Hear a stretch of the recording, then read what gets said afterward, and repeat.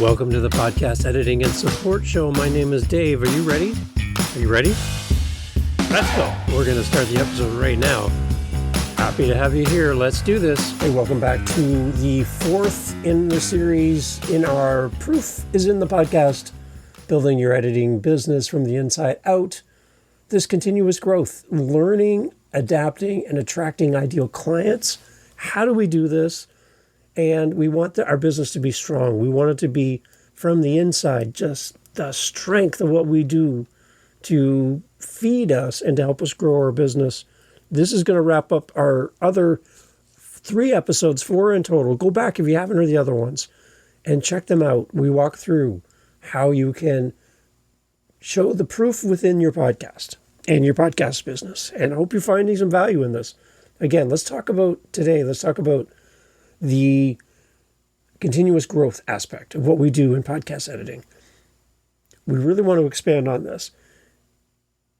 I talk about this quite often on the show, and I think it's really something to reinforce every time we come to the mic, is that you as a podcast editing and support person, I would really encourage you to find time in your days, your weeks, to be a podcaster, to be part of the community. I think it brings value to what you offer to your clients. They get to hear, see, and experience what you do. It's a great calling card. And you are part of what's happening for your clients in real time. Not having a podcast and being a podcast editing and support person, I think you're missing a key ingredient to helping you find the best clients for your business. So my encouragement for you is somehow, as we get close to the middle to the end of September or end of the year, that you come up with a plan on how you can add podcasting, your own show, to the mix. Again, it doesn't have to be anything related to your business. It could just be for fun, completely for fun. But you're in there, you're recording, you're doing everything, and you're living the life of your ideal client. By doing that, you're going to understand them better than you ever will from being hands-off and from a distance. That's the power of a engaged podcast editing and support person. Have your own show. I think we need to experience the full podcasting journey as podcasters so that we can offer a different level of service to our clients. By being a podcaster ourselves, we get direct exposure to what's going on in the industry, what's happening in podcasting. Hosting our own show forces editors to walk in their clients' shoes. We get to experience everything from developing the show to creating the content, doing the calendar, scheduling guests, everything. We get to try the tools that we're encouraging our clients to use by doing it ourselves. We script our own podcast. We record, we edit, we publish, we promote, and we do everything firsthand and bring our learnings back to our clients.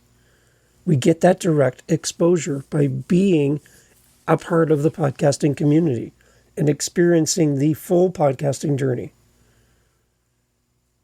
Hobby and non-business shows, they really matter in this big world of podcasting. It's not all about the big notable shows that get all the attention, and every podcasting event or conference is all about the big shows, not much about the little shows. But these hobby and non-business shows, they really do matter.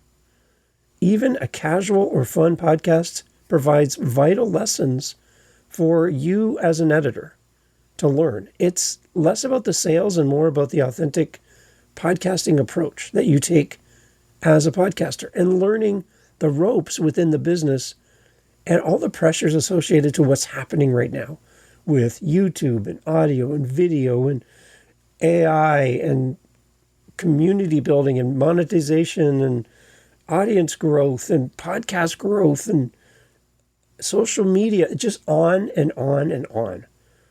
And you can sit around the outside of the pool and try to relate to the people swimming in the pool, but you really won't know the temperature of the pool and what it's like to swim until you jump in and participate and actively get into the pool where all the other podcasters are.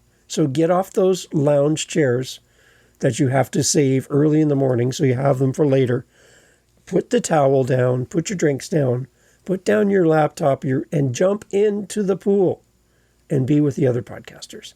Direct exposure will make you a better podcast editing and support person. I challenge you to come up with a different approach that's just as effective. I don't think there is one. Get some direct exposure by experiencing the full podcasting journey as a podcaster and an editing and support person. Also, there's some firsthand lessons, creative and technical challenges that we're going to learn along the way. We get to navigate the creative process, the same process that our clients are participating in. By hosting our own podcast, it reveals what it's like to chase ideas, face creative blocks, balancing our time, balancing the structure of our show, and how to be spontaneous. It helps us to be better on the mic. It helps us to learn how to be better speakers. If you're going to promote your podcast editing and support services, you're going to have to stand up in front of people. You're going to have to meet people. And if that's not who you are, a podcast might be the great way for you to learn these new skills so that you can be social, you can present in public because you've been on the mic. Don't hide behind your computer and try to grow your business. You need to get out there in front of people and meet people. And as an introvert, I can tell you it's really hard, but a podcast helps. Having your own show. I have this show. It helps. And you need to do something to get yourself out there in front of the world so they know who you are and how you serve and what good looks like to you. I think that really translates through your podcast. Editors learn where shows get stuck by being a podcaster themselves. We understand why episodes get delayed.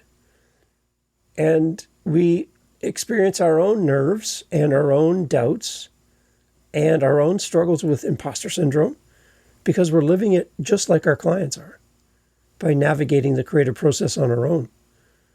We also see some of the technical realities of what's going on in the space by managing with our own equipment, our own software, our own edits, our own workflow issues.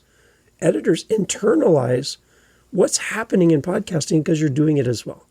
From audio glitches, not hitting record, failed audio video recorders online that just keep crapping out on us.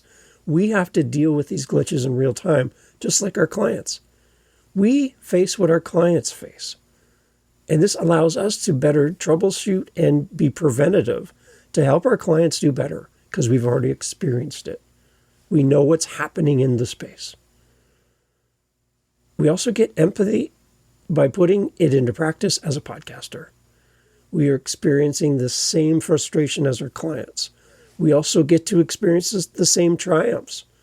We get to build empathy with our clients. We get to build communication and connection with what they're doing because we're doing it at the same time. Making editors more patient, and that's a key point, making you more patient with your clients because you know what the struggle feels like. It helps you to be a better connector with your clients because you're in the same boat, on the same journey, experiencing the same things, and you're going to be a little bit more empathetic to your clients when they miss deadlines, when they're struggling, when they're feeling overwhelmed, because you know what it feels like. You're a podcaster too. You get those firsthand lessons by being a podcaster. It also helps you to build credibility through your own story and through your own experience in podcasting. By being a podcaster, you have the advantage of having your own authentic stories to share. Editors who host their own show can talk openly about their own mistakes that they're making. If you don't have a podcast, you can't make podcasting mistakes. You can't. You don't have a show. You can also share how you fixed it, how you solved the problem, and how you're growing your own podcast.